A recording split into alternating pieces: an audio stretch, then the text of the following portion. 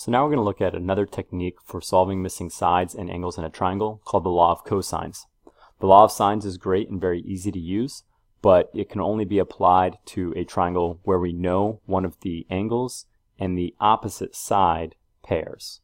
So if you don't know both angle A and side A, for example, then you wouldn't be able to use Law of Sines on it, and that's where we use this other technique instead. If you remember from geometry, SAS stands for side, angle, side. So it's when you're given two sides and an angle unrelated to those two. And SSS stands for side, side, side. So when you're given all three sides of a triangle but none of the angles, these are the situations you'll want to use the law of cosines in. So there are three different forms of the law of cosines. Don't forget that the lowercase letters represent side lengths and the capital letters represent angles. The formulas can also be rearranged. You could solve for cosine of A, for example, because if it's the side, side, side case, you're actually going to be looking for those capital letters, so you can move everything else to the opposite side of the equation by using opposite operations, and then plug in to compute what angle A is instead. One hint I'll give you here is I'm going to recommend that if you start a problem off by using law of cosines, that you continue to use law of cosines for the rest of the question, because even though there are many cases where you can switch to using law of sines, sometimes it ends up creating an ambiguous case situation, and you might end up picking the wrong angle if you do that. So a better idea, I think an easier strategy will be if you start off a problem using law of cosines, you keep using law of cosines to find the rest of the sides and angles.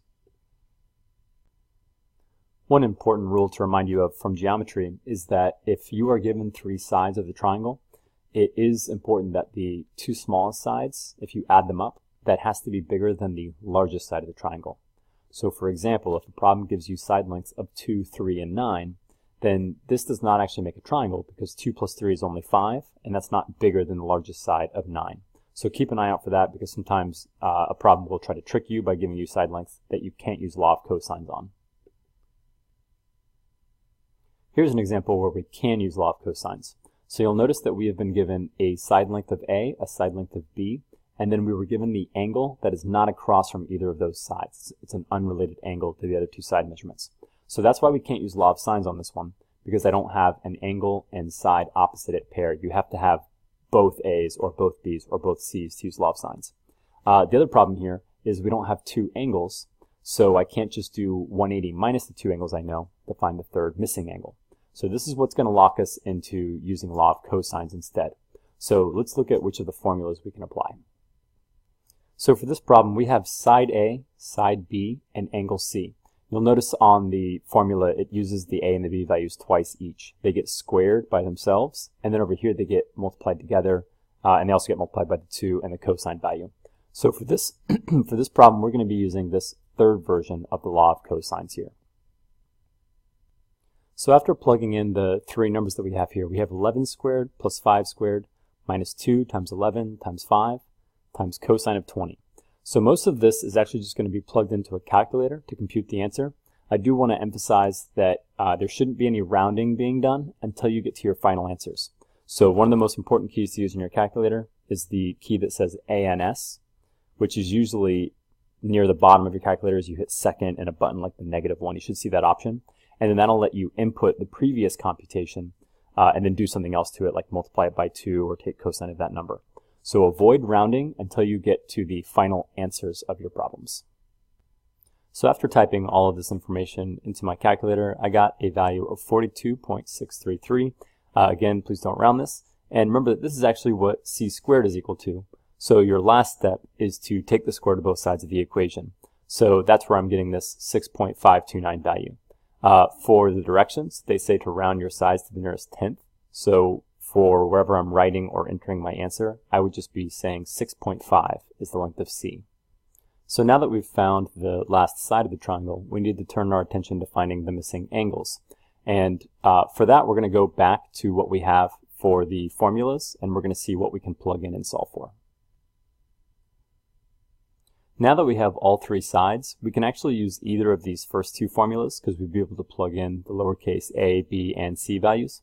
And then we'll have cosine of angle A or cosine of angle B left. So we will be solving for this piece of the formula You could use whichever one you prefer first, although some problems might not make you solve for everything, in which case make sure you pick the one that they're asking you for.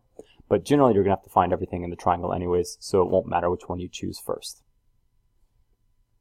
So I've chosen the first formula we had to write 11 squared equals 5 squared plus 6.5 squared minus 2 times 5 times 6.5 times cosine of a.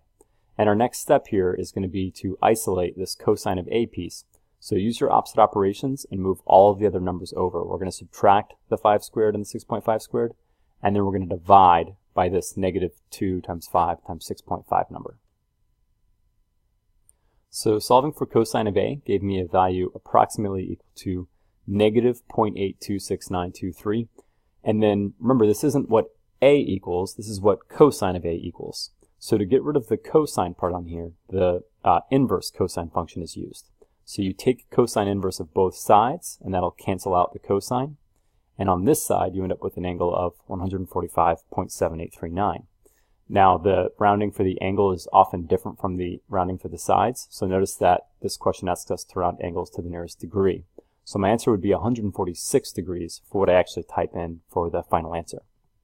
So now our last step, we have one more missing piece of information. Because they gave us 3 pieces of the triangle, we have found 2 of them now. So the last one, since I know 2 of the angles in a triangle, we're just going to do 180 minus the angles we know. So subtracting the 2 angles we had, angle C and angle A, from 180 degrees, gave us the last angle in the triangle, and then I've gone ahead and written the answers using the correct rounding that was asked for in the question. So now we have all 6 values of the triangle, the 3 sides, and the 3 angles, and we have finished that problem. Here's another example using the law of cosines. This one will be very similar to the last one, but they are giving us different starting information. So in the last problem, we had 2 sides and 1 angle.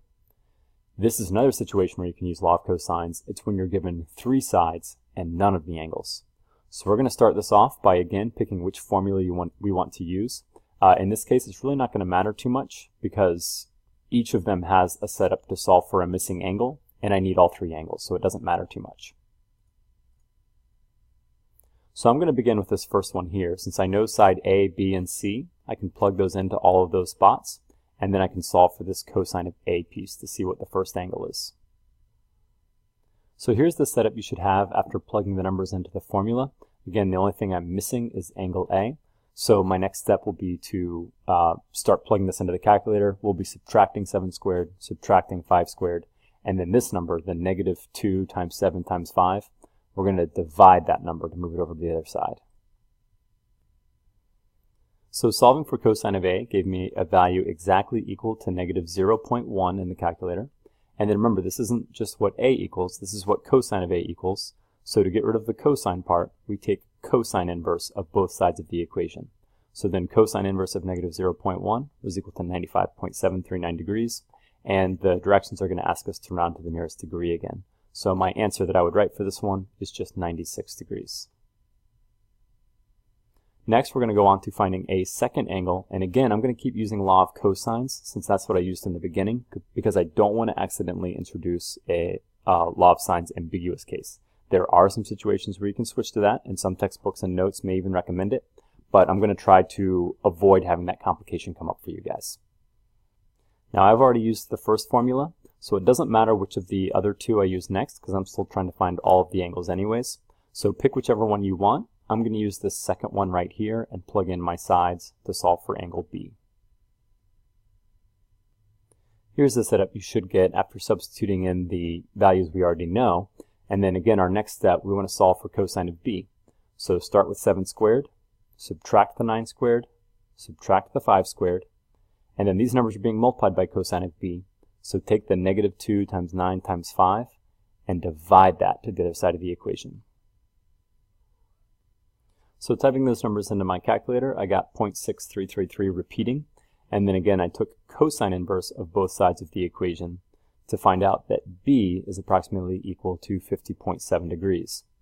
Now that we have 2 of the angles in the triangle, you could absolutely go back and use the last formula and law of cosines to find the third angle in the triangle. But at this point, once you know 2 of the angles, it's generally much easier to just do 180 minus the two angles you know and use that to find the third missing value.